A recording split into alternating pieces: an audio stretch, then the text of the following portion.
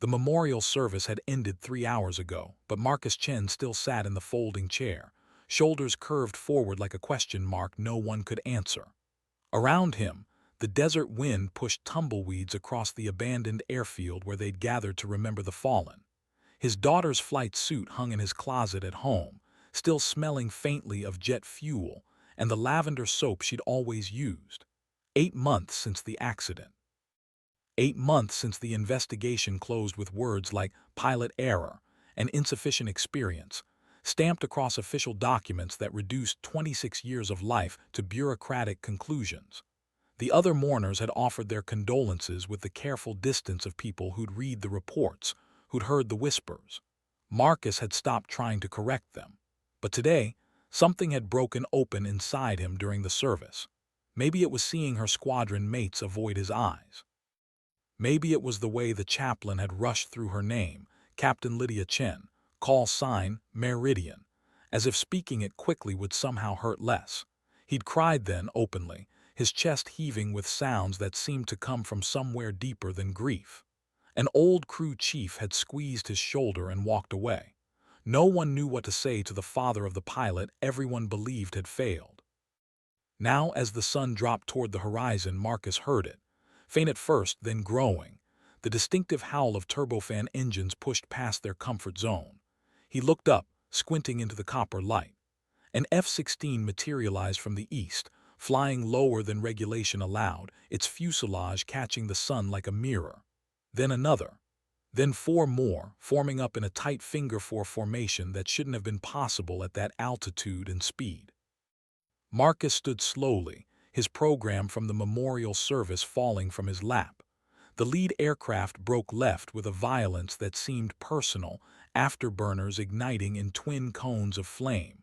The others followed with precision that made his breath catch. This wasn't a standard flyby. This was something else entirely. The formation climbed vertical, and for a moment they seemed to hang suspended against the darkening sky, 6 aircraft painting contrails that spelled something Marcus couldn't quite read. His phone buzzed in his pocket. Unknown number. He almost didn't answer, but something, instinct, hope, desperation, made him swipe. Static crackled through the speaker, then a voice. "Tower, this is Meridian Actual, coming home." The phone slipped from his hand. Above him, the jets were already gone, but their thunder still rolled across the desert, shaking dust from the empty hangars and rattling the windows of buildings that hadn't been used in years. Marcus picked up his phone with shaking hands. The call had disconnected, but the timestamp glowed. 4 minutes past the exact time his daughter had been declared missing in action, 8 months ago to the second. He looked back at the sky where the contrails were already dissolving, and for the first time since the knock on his door that had shattered his world, he felt something other than grief. It felt dangerous and bright and entirely impossible.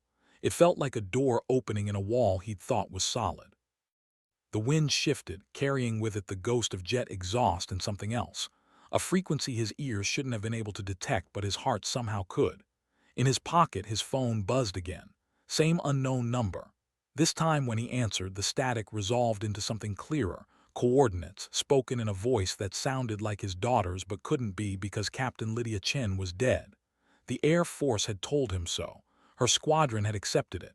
The paperwork was filed. But Marcus was already running toward his truck, the coordinates burning in his mind like a brand. The memorial program blew across the tarmac behind him, pages separating, her photograph tumbling past the rusted fuel tanks and forgotten maintenance pits. Above, the evening star emerged in the deepening blue, or maybe it wasn't a star at all, but something moving with purpose, a light that pulsed once and vanished. He drove east, following nothing but faith and the memory of a call sign that shouldn't exist anymore.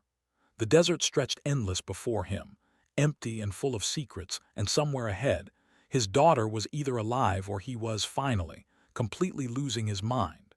Either way, he couldn't stop. The coordinates led to a section of restricted airspace that had been closed since before Lydia was born, a place marked on maps with warnings and fences that hadn't been maintained in decades. Marcus cut his headlights 2 miles out and rolled forward in darkness, guided by moonlight and something deeper than navigation. When his truck finally stopped, the silence was absolute. Then he heard them, engines, multiple aircraft, idling somewhere close but out of sight. He climbed out slowly, hands visible, unsure whether he was about to meet his daughter or a bullet. What emerged from the darkness wasn't either. It was a woman, maybe 40, wearing a flight suit without insignia, her face shadowed but her posture unmistakable. She'd flown something, and recently. "Mr. Chen," she said, and her voice carried the same exhaustion he'd heard in Lydia's calls home during deployment. "Your daughter asked me to bring you here. We don't have much time, and what I'm about to tell you will sound impossible." Marcus felt his knees weaken. "Where is she?" The woman stepped aside, gesturing toward a structure that resolved out of the darkness. A hangar, old but maintained, its doors open just wide enough to reveal light spilling across concrete. "She's alive. She's also the reason half the Air Force's classified projects still exist, and they want her dead for it." Inside the hangar, computers hummed and monitors glowed with data streams Marcus couldn't begin to parse. But in the center, standing beside an aircraft that looked like nothing he'd ever seen, angular, dark, seeming to absorb light rather than reflect it, stood Lydia. She turned, and their eyes met across 30 feet of impossible reality. She was thinner, harder somehow, but alive, so impossibly alive. "Hi, Dad," she said, and her voice cracked on the second word. Marcus couldn't speak. His legs moved without conscious thought, closing the distance until he could touch her shoulder, confirm she was real. "They said you were dead. They had a funeral. I spoke at your—" "I know," Lydia said quietly. "I watched from 3,000 feet. I'm sorry, but if they knew I survived, if they knew what I found." She gestured at the aircraft behind her, and Marcus noticed details now. Scorch marks along the fuselage, damage that looked like weapons fire, patches that suggested field repairs done in desperate circumstances. What happened out there?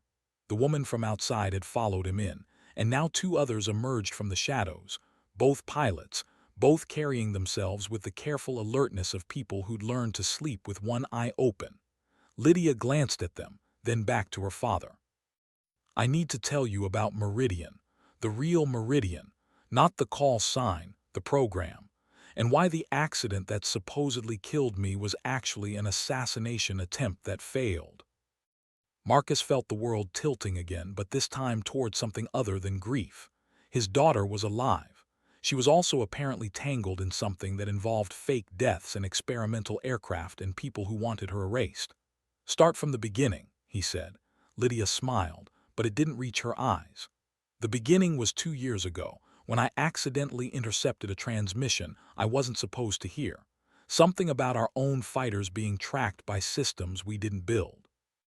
By the time I understood what I'd stumbled into, I had about 48 hours before someone decided I was a liability." She pulled up a chair, and Marcus sank into it, his legs finally giving out. Around them, the hangar felt both secure and temporary, a bubble of safety that could pop at any moment. Outside, the desert night pressed close, and somewhere in the darkness people were hunting. But for now, in this stolen moment, Marcus had his daughter back. And he was beginning to understand that the story he'd been told, the simple tragedy of a young pilot who'd made a fatal mistake, was a lie constructed to bury something far more dangerous than the truth. The mission brief had been routine. Lydia remembered that clearly, the bored tone of the briefing officer, the way her squadron mates had barely paid attention, already thinking about the bar afterward. A simple combat air patrol along the southern border, 4 aircraft, 12 hours of circling nothing while bureaucrats in Washington justified the budget. She'd drawn the dawn shift, launching into darkness with her wingman, a cocky captain named Rodriguez who flew like he was trying to impress someone who wasn't watching. They'd been airborne 90 minutes when her threat receiver lit up. Not the usual training squawks or commercial radar sweeps, but something else, a targeting lock from a system her aircraft didn't recognize. "Rodriguez, you seeing this?" Static. Then, "Negative, Meridian, my board's clean." But Lydia's wasn't. The lock followed her through evasive maneuvers, tracked her when she dropped chaff, stayed painted even when she dove into a canyon that should have broken line of sight. Something was watching her with technology that shouldn't exist, and her wingman's instruments showed nothing. She'd maintained protocol, reported it up the chain, and received the response that would change everything. Meridian Tower, your systems are malfunctioning. Return to base immediately. But they weren't malfunctioning. Lydia had flown enough missions to know the difference between equipment failure and something real. The lock intensified as she turned for home, and then her radar warning receiver screamed.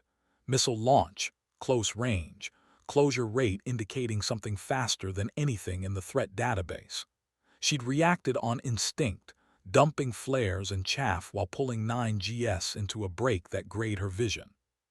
The missile had passed close enough to trigger her proximity sensors, close enough that she'd felt her aircraft shudder from the shockwave. Then it was gone, and so was the lock, and Rodriguez was calling asking if she'd just gone supersonic because his instruments showed a sonic boom but no aircraft. Lydia had landed 30 minutes later to find a maintenance chief and 2 security personnel waiting.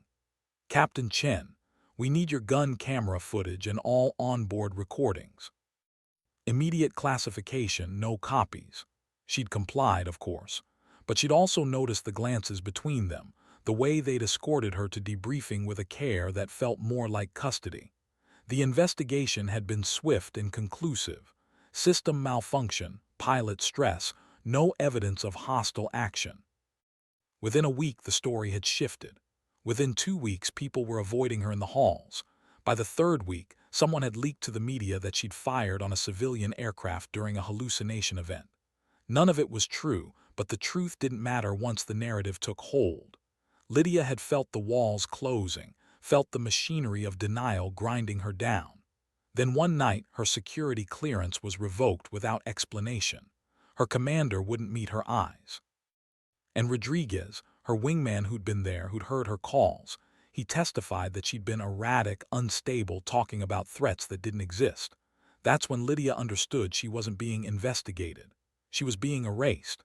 The night before she was scheduled to fly again, a solo training sortie that everyone assured her would help restore her confidence, she'd received an encrypted message from an unknown source. "They're going to kill you tomorrow. The maintenance on your aircraft has been compromised. You have 12 hours to decide if you want to live." She'd spent those 12 hours breaking into maintenance records, tracing the chain of work orders on her F-16, finding the signatures that didn't match personnel files and the parts that had been swapped without documentation. By dawn, she'd understood. Someone had sabotaged her aircraft. The accident was already written, the reports already drafted. Captain Lydia Chen, unstable pilot with a documented history of system hallucinations, would die in a training accident that investigators would rule pilot error within 72 hours. Her father would grieve. Her squadron would move on. And whatever she'd seen, whatever had targeted her that day over the southern border, would remain buried. She'd gone to the flight line that morning as scheduled, suited up, signed for her aircraft. But she'd also carried a backup beacon, coordinates to a location the encrypted message had provided, and the certain knowledge that she was about to become a ghost. The aircraft had malfunctioned exactly as predicted. Hydraulic failure at altitude, controls going spongy, then dead. She'd ejected at the last possible second, watched her F-16 spiral into the desert and explode in a fireball visible for 20 miles. The official search and rescue had been called off after 72 hours. Her body was never recovered because she'd never landed where the wreckage fell. Instead, she'd steered her chute toward the coordinates from the message, landing in darkness near a road where a truck waited. The woman driving had introduced herself as Major Sarah Vance, call sign Prophet, formerly of the Air Force's 4th Fighter Squadron, until she'd stumbled onto the same impossible truth Lydia had just discovered.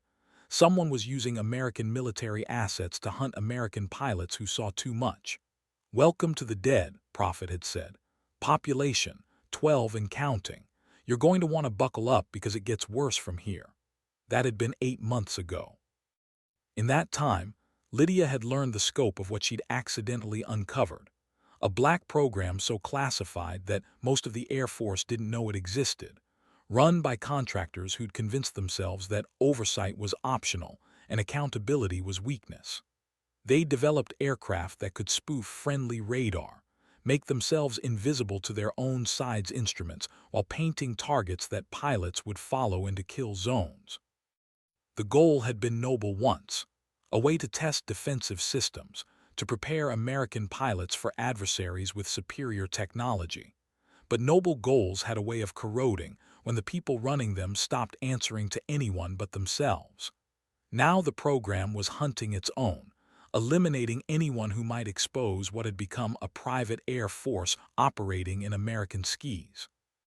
Marcus listened to all of this with the focused intensity of a man watching his entire understanding of reality reconstruct itself. When Lydia finished, he asked the only question that mattered. "How do we stop them?" Prophet answered from the doorway. "We don't stop them, Mr. Chen. We're 12 pilots with stolen aircraft and no authority, going against a program with unlimited black budget funding and the ability to make people disappear.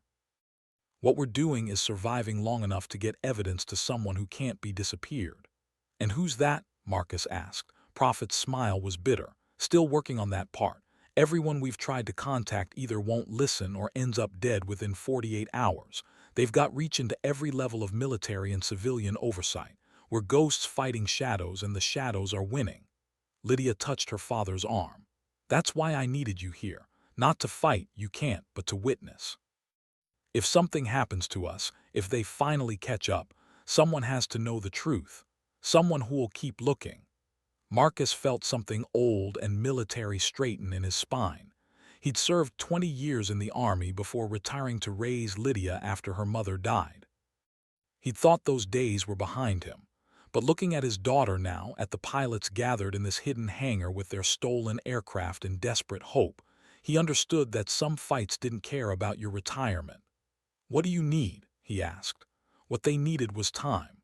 The program, officially designated Project Meridian, which was either irony or mockery, had expanded its operations in the months since Lydia's death. More pilots were reporting system anomalies, impossible locks, missiles that appeared on threat receivers but never on radar.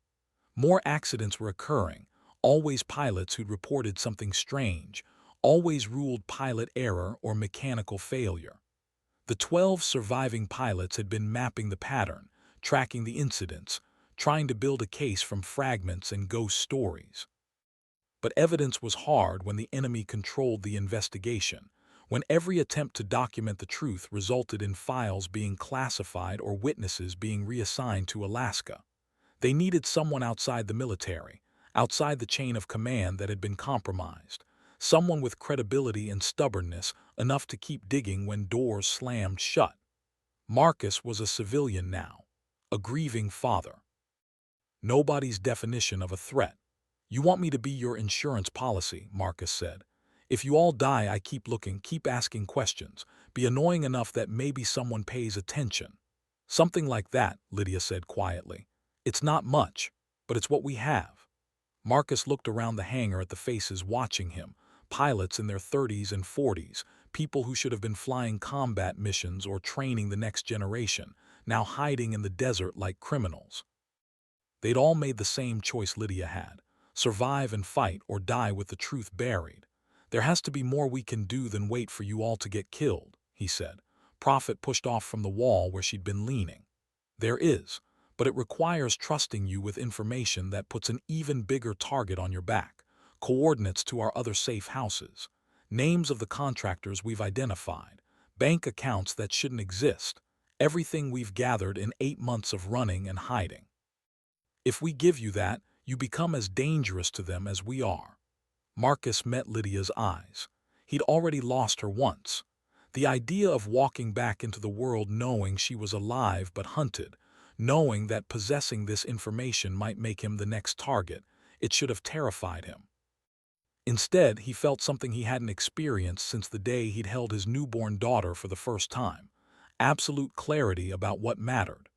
"Give me everything," he said. They spent the next 4 hours transferring files to encrypted drives, briefing Marcus on protocols and contacts, teaching him the communication methods they used to stay invisible. The data was damning. Flight records showing aircraft that officially didn't exist, communications logs proving pilots had been targeted, financial trails connecting Project Meridian to shell companies that funneled money to offshore accounts. It was enough to end careers and start criminal investigations, if it ever reached someone with the authority and courage to act. Who's running this? Marcus asked as he scrolled through organizational charts that revealed a network spanning military, civilian, and private sector entities. Prophet and Lydia exchanged glances. That's the part we're still piecing together, Prophet said. The contractors answer to someone, but it's all cutouts and layers. We think it goes high, maybe Defense Department, maybe higher. Whoever it is, they're insulated enough that exposing the program won't automatically expose them. So we need the source, Marcus said. The person who greenlit turning American pilots into targets. Yes, Lydia said, and we think we know how to find them, but it requires bait. Someone they'll come after personally, someone whose death or disappearance would make them expose themselves. Marcus felt the temperature in the hangar drop. You're talking about using yourself. I'm talking about announcing I'm alive, Lydia said, publicly, in a way that forces them to react immediately, without time to plan or use proxies.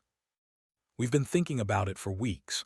One of us goes public, tells the story, and when they come, and they will come, the others are watching, documenting, tracing every step back to the source.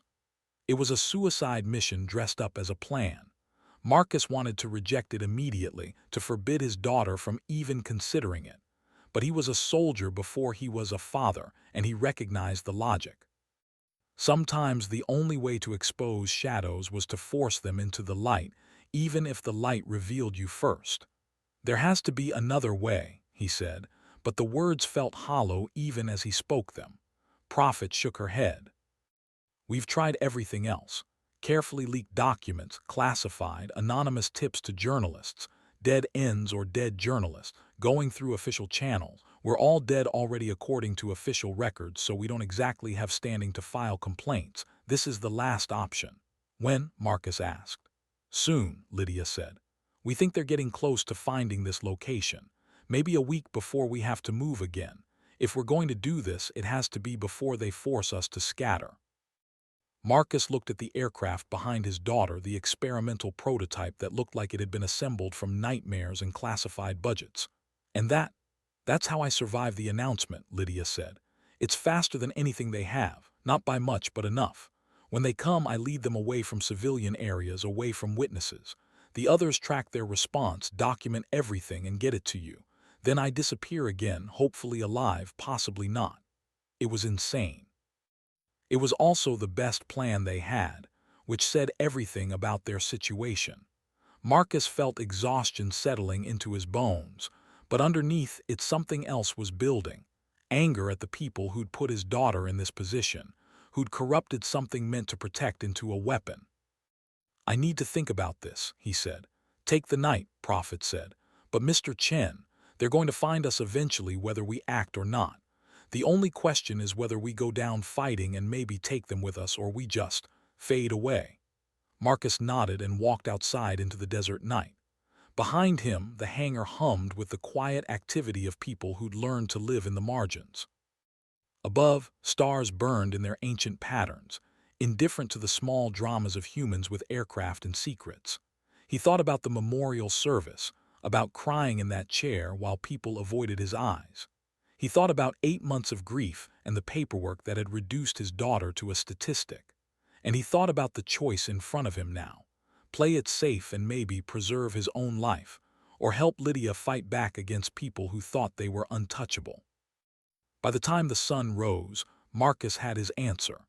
He walked back into the hangar where Lydia had fallen asleep in a chair, her head tilted at an angle that reminded him of when she was 6 years old.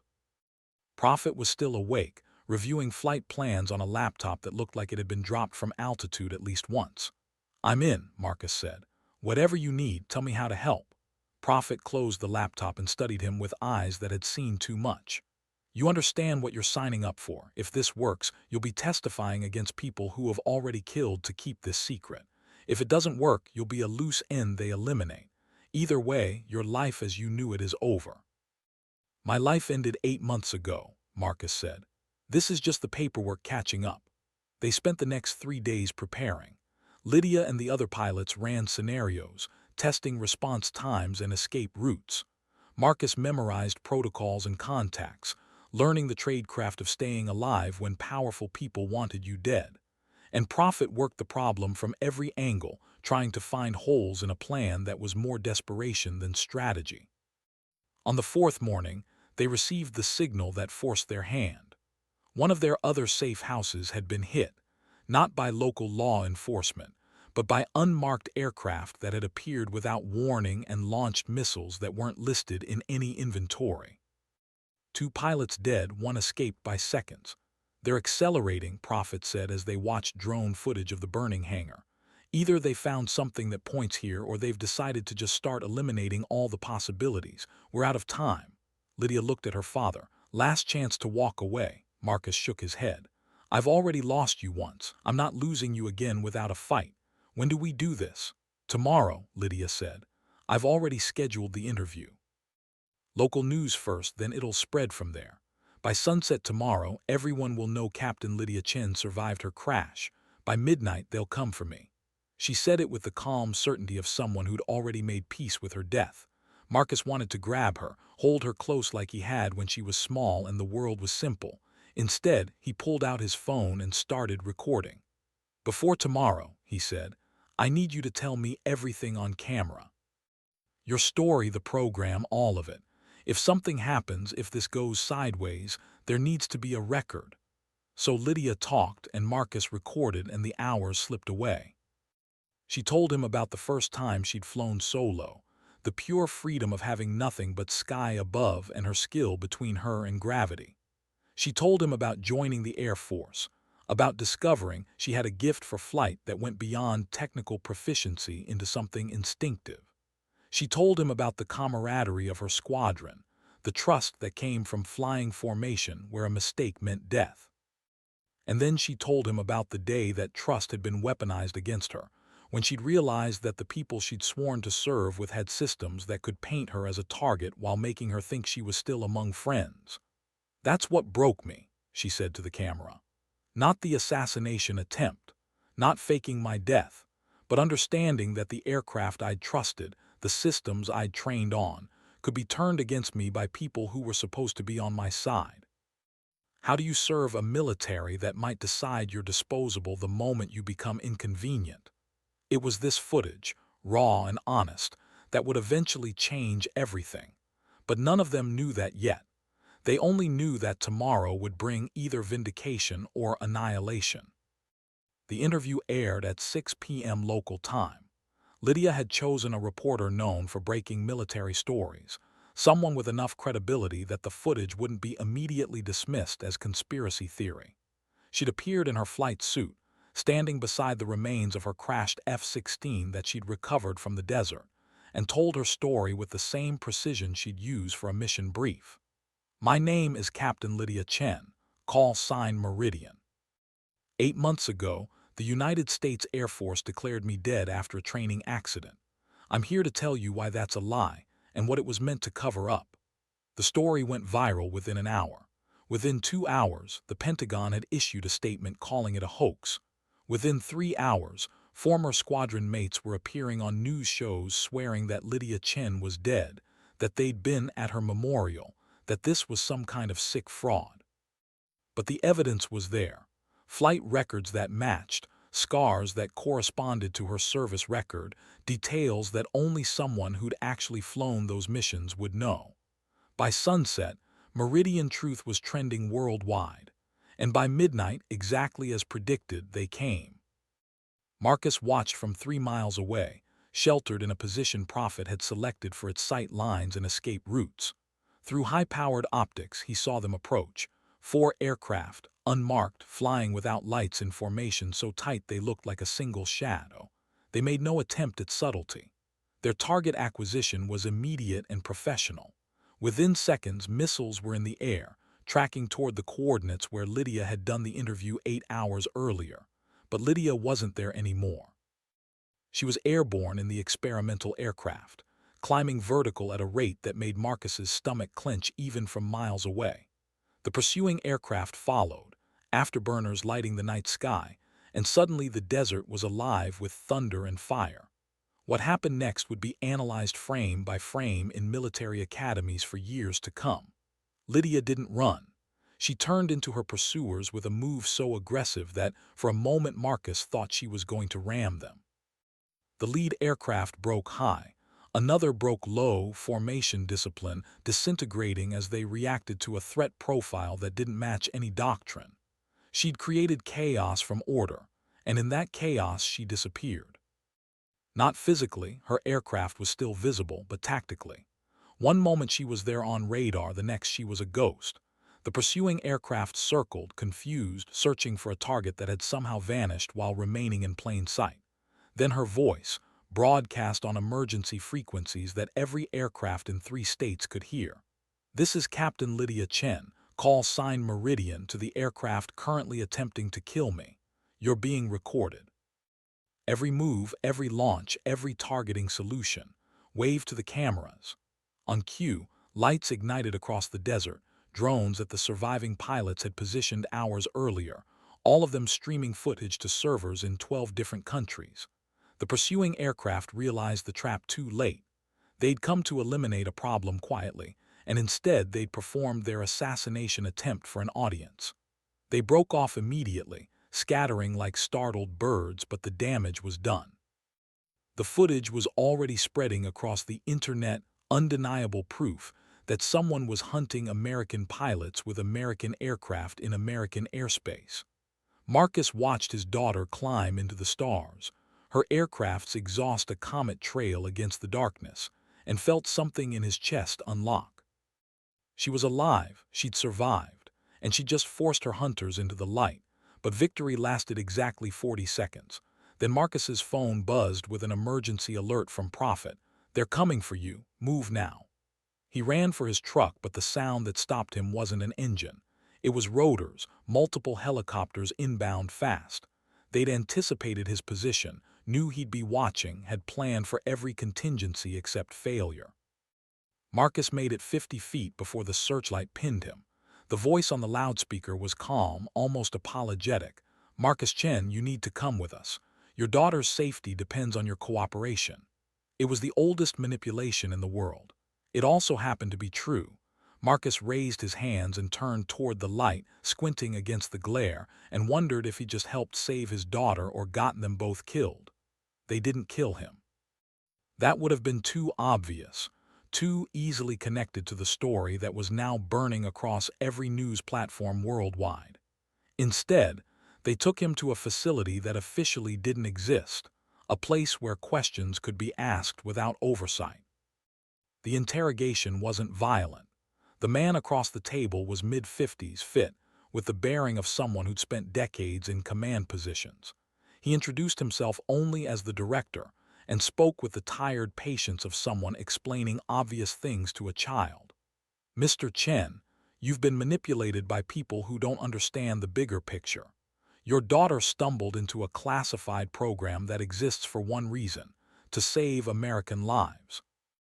Everything she thinks she uncovered, every conclusion she's drawn, it's incomplete, taken out of context. She was targeted by American aircraft," Marcus said. "There's footage now. The whole world saw it. The whole world saw aircraft. They have no idea whose or why. Identification markings can be spoofed. Flight profiles can be mimicked. For all anyone knows, those were foreign adversaries using the chaos your daughter created to make America look like it's targeting its own people." It was a good counter-narrative, plausible enough to create doubt, sophisticated enough to survive initial scrutiny.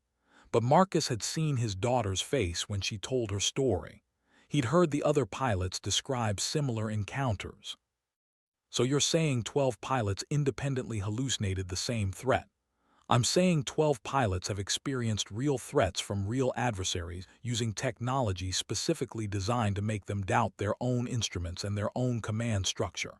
It's psychological warfare, Mr. Chen, and your daughter, tragically, became its first major success." The director leaned forward. "We can still fix this.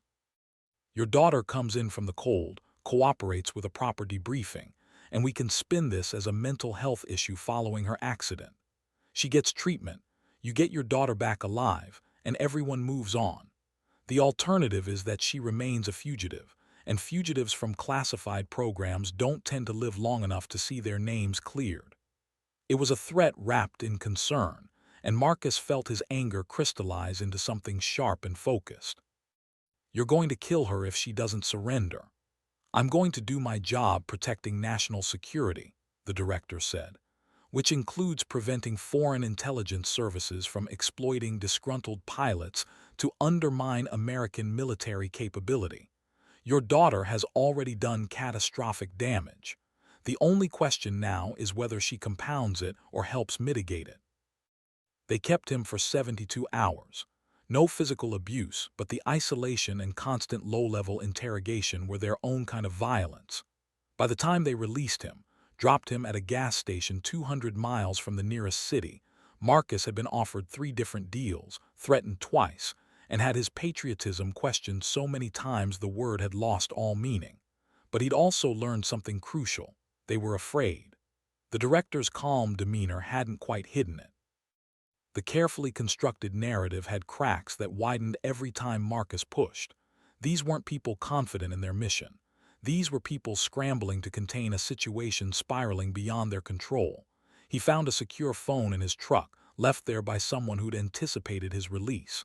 Prophet's voice when he called was tight with stress. "We saw them take you. How bad?" "They want Lydia to surrender. Said they'd frame it as mental health treatment, get her story buried that way." "She's not going to do that." "I know," Marcus said. "Where is she?" "She's disappeared again. But before she went dark, she sent coordinates. Said to tell you it's time for Phase 2. Marcus felt his stomach drop. "There's a Phase 2. There's always a Phase 2, Prophet said. Question is whether we're desperate enough to try it." The coordinates led to another facility, this one in the mountains where early snow had already dusted the peaks white. Marcus arrived after dark to find the largest gathering of the dead pilots he'd seen yet, all 12, plus 3 more he didn't recognize. They looked like soldiers preparing for a final mission, checking equipment with the careful attention of people who knew there wouldn't be second chances. Lydia met him at the entrance. 8 days since he'd last seen her, and she looked older somehow, like the weight of everything had physically aged her. "You okay?" she asked. "They didn't hurt you." "Nothing that shows," Marcus said. "What's Phase 2? She led him inside where the other pilots had gathered around a map table. Prophet stood at the head, and when she spoke her voice carried the authority of someone who'd made peace with impossible decisions. "We've been defensive this whole time. Running, hiding, documenting, but not acting. That ends tonight. We're going to fly a mission that either ends Project Meridian or ends us. Possibly both." "What kind of mission?" Marcus asked. Lydia answered. "We've identified the facility where they're running the program from. High security, officially listed as a communications relay, actually a command center for their Ghost aircraft. Every operation they've run, every pilot they've targeted, it's coordinated from there. We're going to destroy it." Marcus looked around the room at pilots who should have been dead. "You're talking about attacking a United States government facility." "We're talking about attacking a facility being used to murder American pilots," Prophet corrected. "There's a difference. And we're not going to kill anyone. We've timed it for shift change when the facility's mostly empty. But we are going to make it impossible for them to operate." "With what?" Marcus asked. "Your 12 pilots with aircraft that are falling apart. They've got the entire Air Force." "They've got the official Air Force," one of the other pilots said. A tall woman with a call sign patched that read Valkyrie. "We've got training, experience, and the advantage of being already dead. People who aren't supposed to exist don't show up on threat assessments." It was insane. It was also the only path forward that didn't end with them being hunted forever or surrendering to people who wanted them erased. Marcus understood the logic even as every paternal instinct in his body screamed at him to stop this. "When?" "Dawn tomorrow," Lydia said. "We've got one shot at this. The weather's perfect, their alert status is normal, and after tomorrow they're moving operations because of the publicity. It's now or never." Marcus spent that night helping with preparations, feeling useless among pilots who spoke in acronyms and discussed tactics he only half understood. But Lydia found jobs for him, loading equipment, checking systems, small tasks that kept his hands busy and his mind from spinning into panic. Just before midnight, she pulled him aside. "If this goes wrong," she said quietly, "you need to leave. Don't try to help, don't stick around to see what happens. Everything we've gathered, all the evidence, it's in the drives we gave you. Get it to someone who matters, make them listen." "And if it goes right?" Marcus asked. Lydia smiled, but it was the saddest expression he'd ever seen on her face. "Then maybe we get to be a family again. Someday. After the trials and the hearings and whatever else comes. But Dad, don't wait for that. Live your life. I need to know you're okay, no matter what happens to me." Marcus pulled her close, holding his daughter like he had when she was small and the world made sense. "I'm so proud of you," he said. "I need you to know that. Whatever happens tomorrow, I'm proud." They launched at dawn, 12 aircraft lifting into a sky painted orange and purple by the rising sun. Marcus watched from the ground, his heart in his throat, as they formed up and turned east toward the facility that had hunted them. 20 minutes he monitored their progress on radio channels they'd left open, hearing the calm chatter of professionals doing dangerous work. Then everything went wrong at once. The facility hadn't been unprepared. They'd anticipated exactly this response, had positioned defenses that turned what should have been a surgical strike into a running gun battle. Marcus listened to the radio calls turn desperate. "Break left, break left. Missile lock, I can't shake it. Valkyrie's hit, she's going down. Meridian, you've got 2 on your 6, Lydia's voice, still somehow calm despite everything. "Copy, going defensive."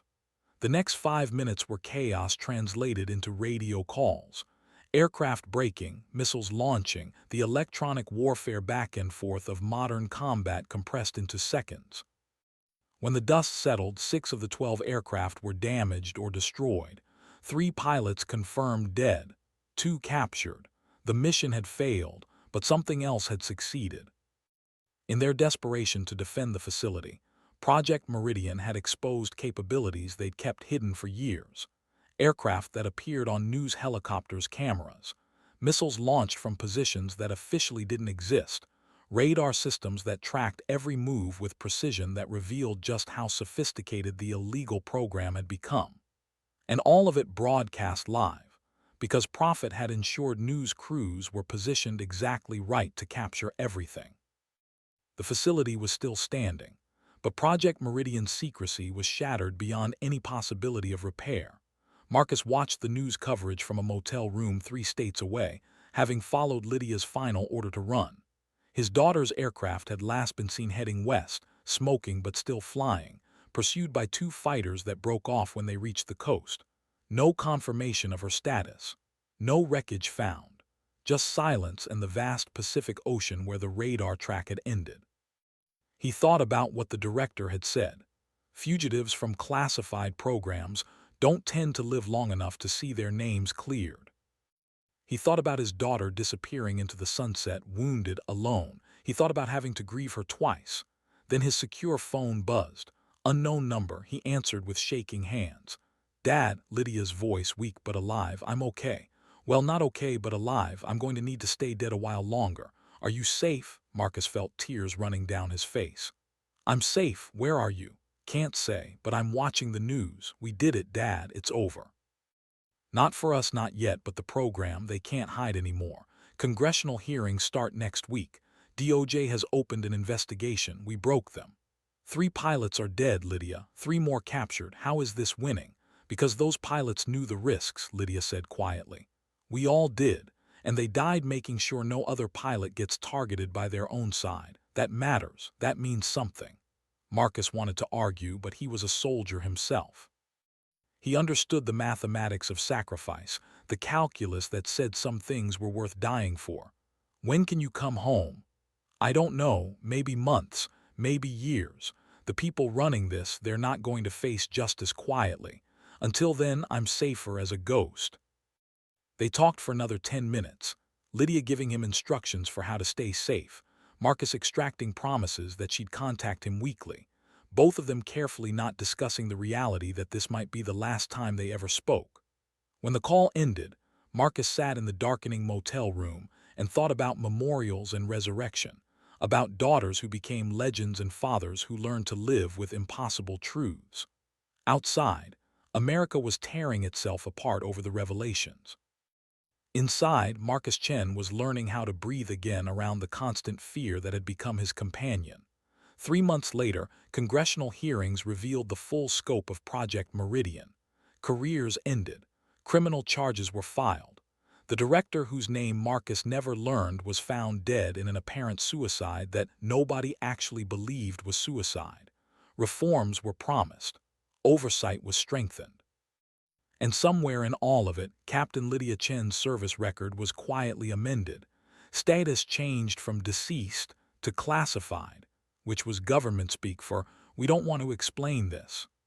Marcus testified twice, always under guard, always aware that some of the people responsible were still free and motivated. The evidence he'd carried, the files the pilots had died protecting, became the foundation of the prosecution's case. But the trials moved slowly, and justice even slower. A year after the attack on the facility, Marcus received a package with no return address. Inside, a flight suit patch showing a compass rose with the word Meridian circling it, and a note in Lydia's handwriting: "True North always finds its way home." He framed it, hung it in his living room where her memorial photograph had once stood. People asked about it sometimes. Visitors who didn't know the story, friends who thought his daughter was dead. He'd tell them about call signs and navigation, and the ways that pilots marked themselves as belonging to something larger than themselves. He didn't tell them that every week, his phone would ring from a different unknown number, and he'd hear his daughter's voice telling him about beaches in Thailand or mountains in Mongolia or cities whose names she couldn't share. He didn't tell them that she was alive and free and still being hunted, probably would be hunted forever, because some people couldn't accept that their secrets had been exposed by a pilot they'd tried to erase. 2 years after it all began, Marcus received a different kind of call. A congressional aide, young and earnest, asking if he'd be willing to attend a ceremony. "They're dedicating a memorial to the pilots who died exposing Project Meridian," she explained. "We'd like you to speak if you're willing. Your daughter, Captain Chen, she's being awarded the Distinguished Flying Cross posthumously. Since her status is still classified, you'd accept on her behalf." Marcus almost laughed. A medal for a pilot who wasn't dead, presented to her father at a memorial for a program that had tried to kill her.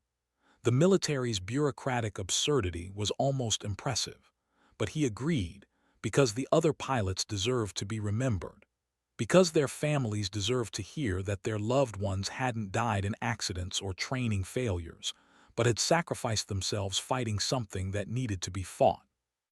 The ceremony was held at the same airfield where Marcus had first heard impossible engines and impossible hope. Different people in the chairs now, different speeches, but the same desert wind pushing the same tumbleweeds across the same forgotten tarmac. When Marcus stood to speak, he looked out at the assembled crowd, families, officials, reporters, pilots, and thought about what his daughter had told him: "Make them understand what we were fighting for." "My daughter isn't here today," he began, and felt the weight of that truth settle over the crowd. "Captain Lydia Chen, call sign Meridian, was declared dead 2.5 years ago in what we were told was a training accident. For 8 months I believed that lie. I grieved her. I spoke at her memorial. I tried to understand how a pilot as skilled as she was could have made the mistakes they said she made." He paused, looking at the faces watching him. Some knew the full story. Most only knew what the news had reported. All of them were wondering where he was going with this. Then one day I heard her voice again, on a phone that shouldn't have rung, speaking words that shouldn't have been possible, and I learned that my daughter hadn't died in an accident. She'd been murdered on paper to hide a program that turned American pilots into targets. She survived that murder attempt. Others didn't. Marcus pulled out the note he'd prepared, but found he didn't need it. The words came from somewhere deeper than writing. The 3 pilots we're memorializing today, Captain James Rodriguez, Captain Sarah Vance, and Lieutenant Monica Tran, they died attacking a facility that was being used to coordinate assassinations of American military personnel. They died knowing that their mission would probably fail, that they'd probably be labeled as traitors or terrorists or mentally unstable. They died anyway, because some truths are more important than survival. He saw reporters leaning forward, cameras focusing. This wasn't the speech that had been approved, but it was the speech that needed to be said. They died so that no other pilot would have to fake their own death to escape their own Air Force. They died so that the truth about Project Meridian couldn't stay buried.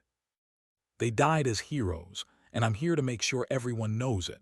The ceremony continued, but Marcus's words had shifted something in the air. The official speeches that followed sounded hollow, defensive. The medals presented felt like insufficient payment for lives sacrificed. When it ended, Marcus was approached by a woman in her 60s, wearing a flight suit with patches that marked her as a retired Air Force pilot and current member of the Armed Services Committee. "Mr. Chen," she said, "that was quite a speech." "It was the truth," Marcus replied. "That's a relative concept in Washington," she said, "but I appreciate the sentiment. Your daughter, the classified one who isn't dead, she should know that her work mattered. The reforms we've implemented because of Project Meridian, they're already saving lives. Pilots are reporting anomalies that would have been dismissed before. We're investigating instead of covering up. It's not perfect, but it's better." "Tell that to the 3 pilots being memorialized today," Marcus said. "They didn't get to see better." "No," the Congresswoman agreed. "They didn't, but maybe their children will. Maybe their grandchildren will serve in a military that learned from this. That's what sacrifice means, Mr. Chen. You plant trees whose shade you'll never sit in." After she left, Marcus stood alone on the airfield as the crowd dispersed. The sun was setting again, painting the sky in colors that reminded him of that first impossible night. He pulled out his phone, typed a message to the secure number that changed weekly. "They gave you a medal today, Distinguished Flying Cross. I've got it here, waiting for whenever you can come claim it." The response came an hour later: "Keep it safe. I'm working on coming home. Might be another year, maybe 2, but I'm coming home, Dad, I promise." Marcus looked at the medal in its presentation case. The citation that described valor in combat without explaining the combat was against her own command structure. He thought about promises and patience and the slow grinding wheels of justice. 2 more years. He could wait 2 more years. He'd already waited this long. What he didn't know, what none of them knew yet, was that the story wasn't quite finished. That 3 months later, the woman who'd spoken to him at the ceremony would be assassinated in a car accident that looked exactly like the training accidents that had started everything. That 6 months after that, 2 more congressional investigators would die in unrelated incidents that weren't unrelated at all. That Project Meridian might have been exposed, but the people behind it weren't accepting their defeat quietly. They were cleaning up loose ends. And Marcus, the grieving father who wouldn't stop asking questions, the witness who testified at every hearing, the man who knew where all the bodies were buried, he was the loosest end of all. The warning came from Prophet, one of the 3 pilots captured during the attack. She'd been released after 18 months of detention, her release negotiated as part of the plea deals and political pressure. But something had changed in her during those months. She'd seen things, heard things, understood exactly how deep the conspiracy went. "They're coming for everyone who knows too much," she told Marcus over a scrambled call. "The investigators, the families, anyone who might keep pushing, you need to disappear tonight." "I'm not running," Marcus said. "I made a promise to tell the truth. I'm not stopping because they're threatening me." "It's not a threat, Mr. Chen. It's already in motion. I've got intel from a source I trust. They've authorized cleanup operations. You've got maybe 48 hours before an accident happens." Marcus wanted to dismiss it as paranoia, but he'd learned to trust the instincts of pilots who'd survived the unsurvivable. That night, he packed a bag and left his house for the last time. The house exploded 18 hours later, a gas leak according to the official report, though Marcus's gas service had been electric for 5 years. He watched the news coverage from a motel 2 states away, saw his neighbors describing him as a quiet man who'd lost his daughter and never quite recovered, saw officials promising a full investigation that would quietly go nowhere. And he understood that Prophet was right. The war wasn't over. It had just gone underground. For the next 8 months, Marcus lived like his daughter had lived, moving constantly, never staying in one place long enough to establish patterns, communicating through encrypted channels and dead drops. He connected with the other surviving pilots, formed a network of people who were all dead on paper, but alive and working to finish what they'd started. They investigated the investigators' deaths. They traced money trails that led to shell companies in 18 countries. They built a case that would have made prosecutors weep with joy if any prosecutor had been brave enough or foolish enough to take it. And slowly, painfully, they identified the real architects of Project Meridian, not the director who'd died, not the contractors who'd taken plea deals, but three individuals, one retired general, one defense company CEO, one sitting senator, who'd conceived the program as a way to test American defenses and convinced themselves that sacrificing a few pilots was acceptable cost for national security. They had power. They had money. They had connections that reached into every level of government and military command. But what they didn't have anymore was secrecy. Marcus and the surviving pilots had made sure of that. The release was coordinated perfectly. Documents to the New York Times, Washington Post, and Guardian simultaneously.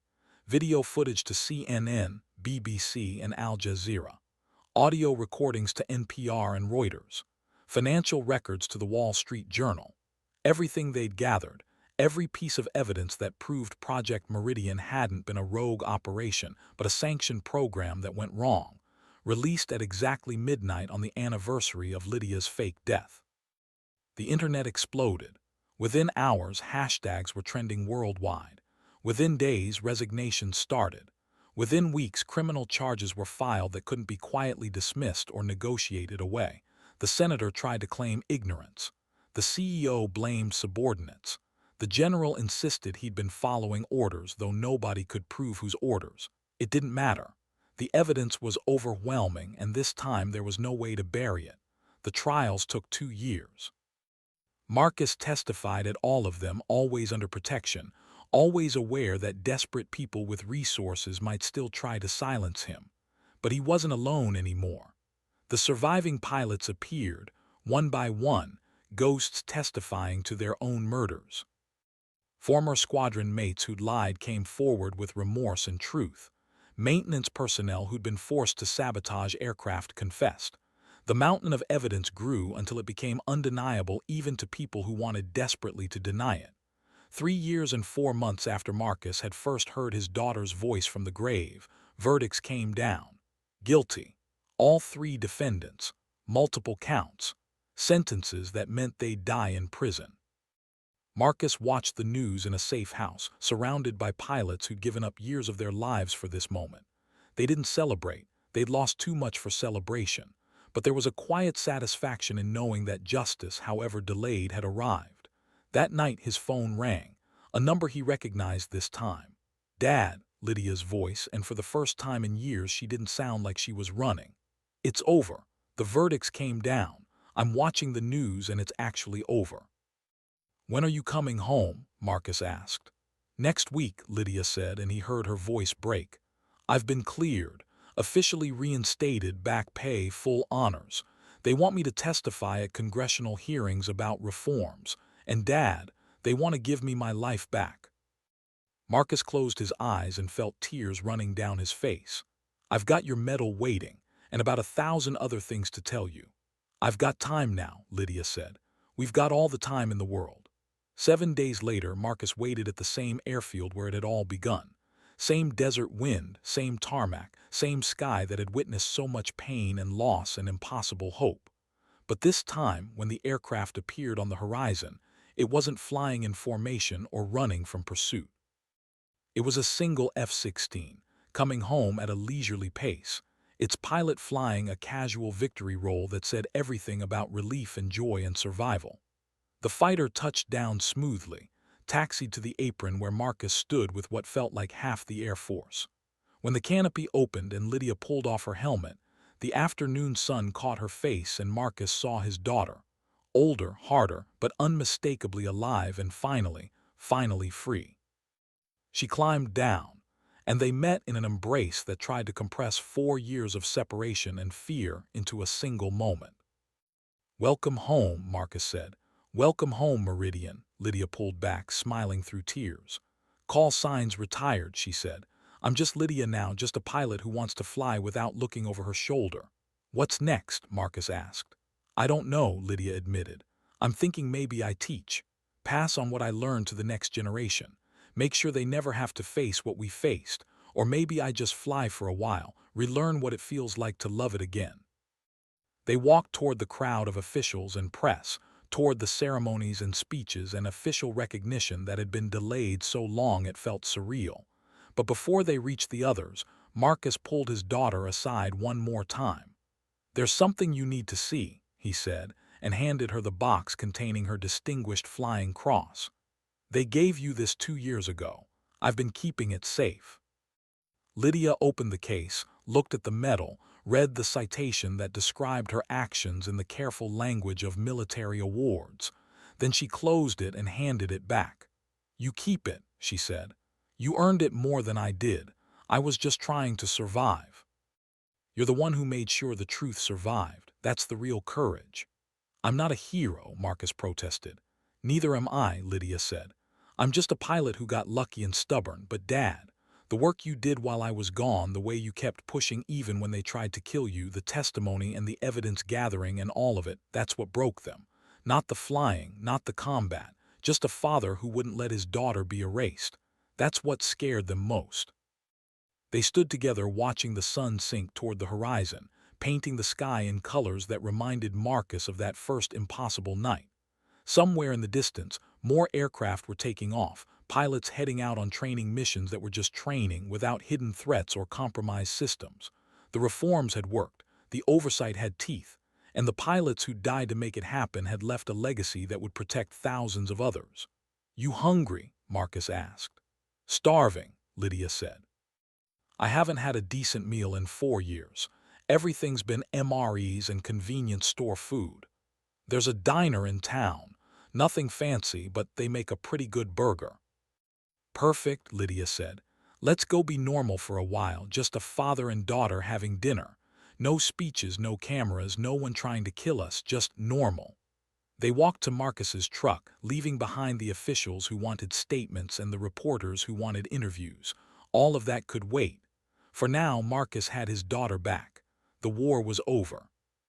And somewhere in the desert sky, the last of the sun disappeared below the horizon, taking with it the shadow of Project Meridian, and leaving only the clear, cold light of stars that had witnessed everything and judged nothing. In the diner, over burgers and fries and coffee that was too strong and too bitter, they talked about everything except what they'd been through. Lydia told him about Thailand's beaches and Mongolia's mountains. Marcus told her about the house he'd bought after his exploded, smaller but safer, with a view of the hills. They laughed at stupid jokes and argued about sports and made plans for holidays that included actual holidays instead of running for their lives. It was almost normal. It was the closest to normal either of them had felt in years. And if sometimes Lydia's eyes went distant, tracking threats that weren't there anymore, or if Marcus's hand occasionally moved toward a weapon he no longer carried, well, that was just the price of surviving what they'd survived. Some scars didn't heal. They just became part of who you were. Years later, when documentaries were made and books were written, people would ask Marcus what the secret was. How did a grieving father and a supposedly dead pilot take down a classified program backed by some of the most powerful people in the military-industrial complex? Marcus never had a good answer. It wasn't courage, they'd been terrified the whole time. It wasn't skill, they'd made mistakes that should have gotten them killed. It wasn't luck, too many people had died for luck to be the explanation. In the end, Marcus decided it was simpler than any of that. It was love. A father's love for his daughter that wouldn't accept convenient lies. A pilot's love for her fellow pilots that demanded justice. A group of people who loved truth more than they loved safety, who believed that some things mattered enough to die for. Project Meridian had been built on a different kind of love Love of power, love of control, love of secrets that gave their keepers unaccountable authority. But that kind of love was hollow. It couldn't withstand the force of people who loved something real, something worth protecting. On the 5th anniversary of the day Marcus first heard his daughter's voice from the grave, they returned to the memorial site together. The simple stone that had been erected for the 3 pilots who died in the attack was weathered now, covered in tokens left by other pilots, patches, coins, photographs, notes of thanks.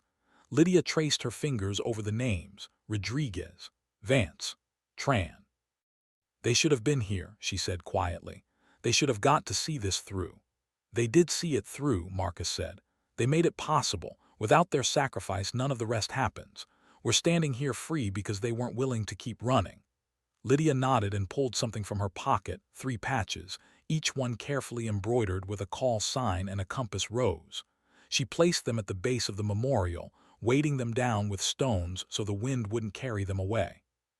Thank you, she said to the names carved in stone, for believing it was worth fighting for making the choice we all had to make, for being better than I was. You were exactly as good as you needed to be, Marcus said. You survived, you fought, you won, they'd be proud. They stood in silence for a long moment, 2 people marked by war but not broken by it, letting the desert wind carry their grief and their gratitude up into the sky where pilots belonged. Then Lydia's phone buzzed, a message from the base where she now taught, asking about her schedule for the next training cycle.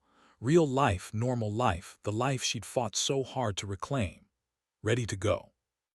Marcus asked. Almost, Lydia said. She looked up at the sky, clear and blue and empty of threats, and smiled. I just want to remember this, what it feels like to be free, to be alive, to be home. We've got time, Marcus said. We've got all the time in the world. And they did. The war was over, the truth was told, the dead were remembered. And somewhere in the sky above them, invisible but present, the call sign Meridian had become more than just a name. It was a bearing, a direction. A true north that would guide other pilots when they found themselves lost in darkness, targeted by systems they'd trusted, forced to choose between survival and truth.